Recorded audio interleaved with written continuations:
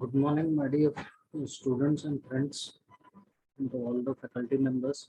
Here again, I am back with a very interesting topic.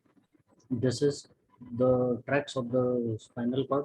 Here in this topic, we will be covering the following points. This is very important from your final exam point of view. The learning objectives of this topic would be the classification of the white matter tracks, that is the ascending tracks and the descending tracks, and the clinical correlatives or the clinical conditions associated with the white matter, clinical conditions associated with the ascending tracks, clinical conditions associated with the descending tracks.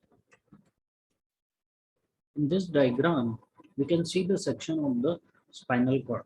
So dorsal, cervical, thoracic, lumbar, ventral, and the sacral.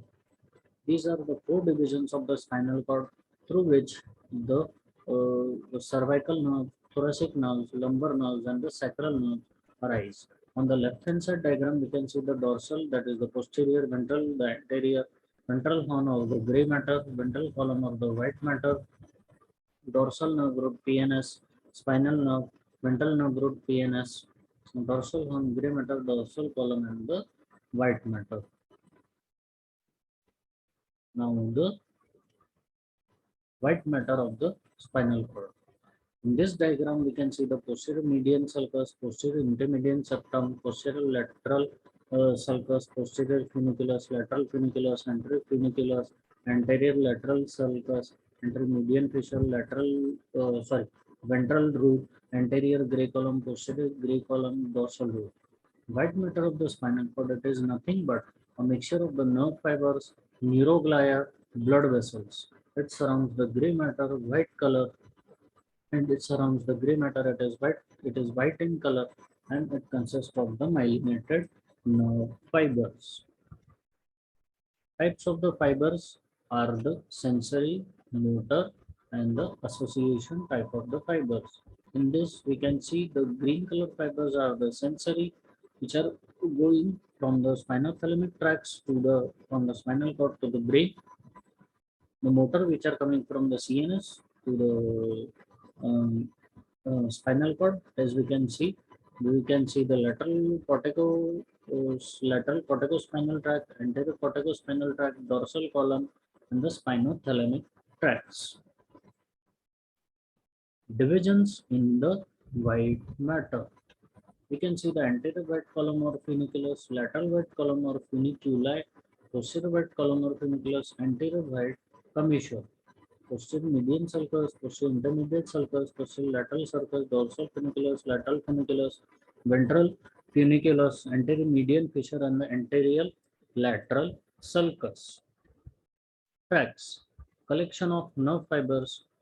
So basically, what do you mean by tracts? These are nothing but collection of nerve fibers with same origin, course, and termination. Again, I am repeating, this can be asked in your grand viva also. What do you mean by the tracts? Collection of nerve fibers with same origin, course, and termination. Tracts of the spinal cord. We are coming.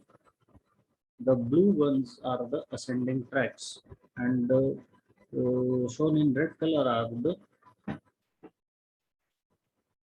descending tracts. From the descending tracts, we can see the lateral reticulospinal tract, lateral corticospinal tract, rubrospinal tract, okay, medial reticulospinal tract, anterior corticospinal tract, vestibulospinal tract, tectospinal tract, descending autonomic tract. On the left hand side, we can see the ascending tracts, dorsal white column, fasciculus gracilis, fasciculus cuneatus, posterior spinocerebellar tract, anterior spinocerebellar tract, lateral spinothalamic tract, anterior spinothalamic tract, then the spinotectal tract, spinoreticular tract, spino-olivary tract. Now, particularly we are coming on to the ascending tracts.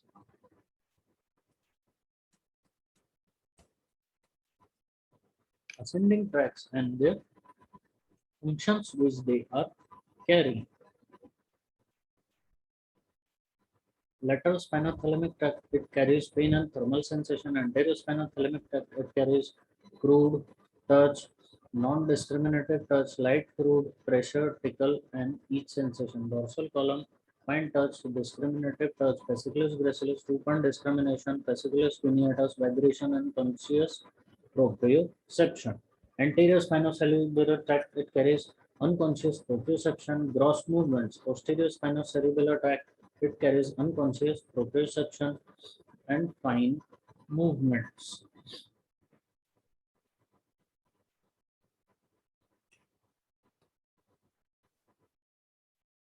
Tracts of the spinal cord, again we can see the same. Here we are going to discuss the lateral spinothalamic tract and the anterior spinothalamic tract, which are marked in red. Lateral spinothalamic tract, this is the diagram. Okay, destination posterior central gyrus, third order neuron, anterior posterior lateral nucleus of thalamus, pathways, lateral spinothalamic tract, thalamic nucleus, spinal lemniscus, and the spinotectal tract. Second order neuron, substantia gelatinosa, next third to the seventh nerve. Cells of substantia gelatinosa. First order neuron, posterior root ganglion, and receptors are the pre nerve endings. This is the decussation or the mixing. Okay. Anterior spinothalamic tract, destination posterior central gyrus, third order neuron, ventral posterior lateral nucleus of thalamus, pathways anterior spinothalamic, middle lemniscus, second order neuron, substantia gelatinosa, rests in the third to seventh neuron, first order neuron, posterior root ganglion receptors, Pacinian corpuscle. In the diagram, we can see the central thalamic radiation, VPL, third order neuron, spinal lemniscus, anterior spinal thalamic tract, lateral spinal thalamic tract, and the decussation, posterolateral tract of Liso. Okay, this is a special tract. First order neuron enters the posterior horn and divides into ascending and descending branches that travel for one to two segments, then terminate synapsing with second order neurons in the substantia gelatinosa. Okay, tracts of the spinal cord. Now we are discussing the fasciculus gracilis and the fasciculus cuneatus, lateral corticospinal tract, and the anterior corticospinal tract. Dorsal column. Okay, destination posterior central gyrus, third order neuron, ventral posterolateral nucleus of thalamus, second order neuron, nucleus gracilis and cuneatus and medulla oblongata. Okay, Q relay in 4 to 6 nucleus pathways, ipsilateral fasciculus, gracilis and cuneatus, medial lemniscus, first order neuron, posterior root ganglion, receptors, mesenchymal corpuscles, Pacinian corpuscle, muscle spindles, and tendon organs. Understood, my dear friends? So, axons of the second order neurons called internal arcade fibers cross the median plane, decussate with the corresponding fibers of the opposite side in the medulla as sensory decussation. Fibers ascend as a single compact bundle called medial lemniscus through the brain stem. Okay, tracts of the spinal cord. Posterior. Now here we are going to discuss the posterior spinocerebellar tract, anterior spinocerebellar tract. Spinocerebellar tracts, destination cerebellar cortex through superior and inferior cerebellar peduncles, pathways, anterior spinocerebellar tract, superior, posterior spinocerebellar tract, inferior, second order neuron, nucleus dorsalis, or plex column, C8, L3, and 4. Okay. First order neuron, collateral branches of ascending tracts of dorsal column from dorsal root ganglion, receptors, muscle spindles, and tendon organs, joint receptors. Spinocerebellar tract, key. Here we can see the cerebellum, arbor vitae, pons, medulla oblongata, spinal cord, anterior spinocerebellar tract, spinocerebellar pathway, posterior spinocerebellar tract, proprioceptive input from the Golgi tendon organs, muscle spindles, and the joint capsule, axon of first order neuron, second order neuron, and the third order neuron. Other ascending tracts are the spinotectal tract, spinovisual reflexes, movement. These are concerned with the spinovisual reflexes, movements of the eyes and head in response to the source of stimulation, spino-reticular tract, reticular formation, levels of consciousness, pain perception, spino-olivary tract conveys cutaneous and proprioceptive information to cerebellum, spinal, cervicothalamic pathway, hair movement, pains, pressure, thermal stimuli, and noxious stimuli. Now we are coming on to the descending tracts.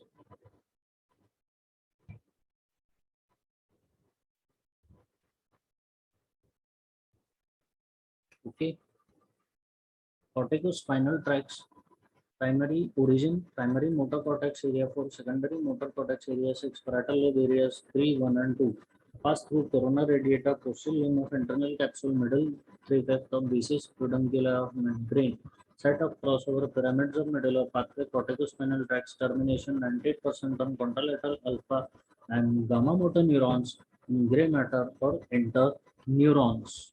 Okay, these are the two diagrams which are showing the lateral corticospinal pathway and the anterior corticospinal pathway. Have a very close look at it because these diagrams can be asked in your final exams. Corticospinal tracts, also known as the pyramidal tracts, controls rapid scaled non-postural voluntary movements, especially distal ends limbs, gives branches to cerebral cortex, basal nuclei, red nucleus, olivary nuclei, reticular formation. These branches keep the subcortical regions aware about the cortical motor activity. Spinal tract origin and then the red nucleus of the origin, red nucleus of midbrain, site of crossover immediately in midbrain pathway, spinal tract destination, motor neurons in gray matter function facilitates activity of flexor muscles and inhibits activity of extensor muscles in the upper limb. Spinal tract, red nucleus receives afferent impulses through connections with the cerebral cortex, cerebellum, globus pallidus, extends as far as corticospinal tract, corticorubral connections from ipsilateral red nucleus, indirect pathway by which the cerebral cortex and the cerebellum can influence the activity of motor neurons of the spinal cord. Extrapyramidal tracts, reticulospinal tract function.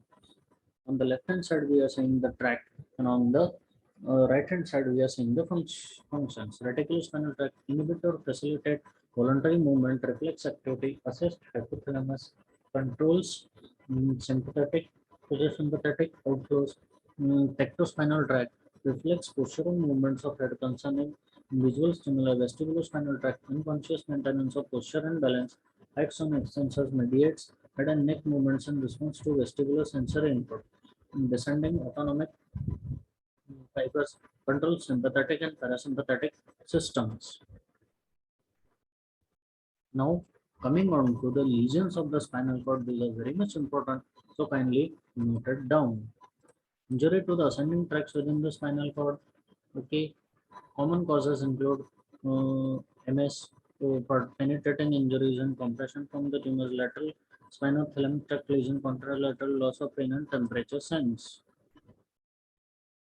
Anterior spinal thalamic tract, contralateral loss of light touch sensations below the level of the lesion, contralateral loss of pressure sensations below the level of the lesion. The patient will not feel the light touch of a piece of cotton placed against the skin and can't feel pressure from a blunt object placed against the skin. Right fasciculus cuneatus lesion. There is a ipsilateral loss of light touch, vibration, and position sense in the right arm and upper trunk. Common causes include MS, penetrating injuries, and compression from the tumors. Tabes dorsalis. Tabes dorsalis or tabes dorsalis is caused by syphilis, a selective destruction of nerve fibers at the point of entrance of the posterior root into the spinal cord, especially in the lower thoracic and lumbosacral regions, results in loss of some sensation and hypersensitivity of others. Injury to the descending tracts. UMN lesions, or these are also called as the upper motor neuron lesions. Lesions of the corticospinal tracts, pyramidal tracts, lesions of the extrapyramidal tracts. Lesions of the corticospinal tracts, pyramidal tracts. Babinski's sign is present. Superficial abdominal reflexes are absent. Cremasteric reflexes absent. There is loss of performance of fine-scaled voluntary movements, especially at the distal end of the limbs. Lesions of extrapyramidal tract lesions, spastic paralysis, lower limb extended and upper limb flexed, exaggerated deep muscle reflexes in some flexors, class neck reaction, the muscles after resistance on stretching suddenly give way. Lower motor neuron lesions by any lesion, example poliomyelitis, destroying neurons in the anterior gray column or its axon in the anterior root or spinal nerve. Clinical signs: placid paralysis, muscular atrophy, loss of muscular reflexes, muscular fasciculation, muscular contracture, and degeneration. Spinal. Now, there is a very important topic: spinal shock syndrome. Following a spinal cord injury, there will be a short-term loss of all neurological activity below the level of injury, loss of motor, sensory reflex, and autonomic function due to temporary physiologic disorganization of spinal cord function may last 30 to 60 minutes or up to 6 weeks. Complete cord transection. It can be caused by fracture dislocation of the vertebral column. Clinical features: bilateral element paralysis, bilateral spastic paralysis below the level of the lesion, bilateral loss of all sensations below the level of the lesion, bladder and bowel functions are no longer under voluntary control. Anterior cord syndrome. Clinical features: bilateral element paralysis in the segment of the lesion, bilateral spastic paralysis below level of the lesion, bilateral loss of pain, temperature, and light touch below the level of the lesion, two-point discrimination and vibratory and proprioception sensations are preserved. Central cord syndrome. Bilateral element paralysis in the segment of the lesion, bilateral spastic paralysis below the level of the lesion with characteristic sacral sparing, bilateral loss of pain, temperature, and light touch and pressure sensations below the level of the lesion with characteristic sacral sparing. Now, the most important, now, my dear friends, try to understand this that this is the most important lesion, the hemi section of the spinal cord or the brown sequard syndrome or the hemicord lesion. Dorsal column lesion, ipsilateral loss of light touch, vibration, and position sense. Lateral corticospinal tract lesion, ipsilateral upper motor neuron signs, lateral spinothalamic tract lesion, contralateral loss of pain and temperature signs, and the hemicord lesion.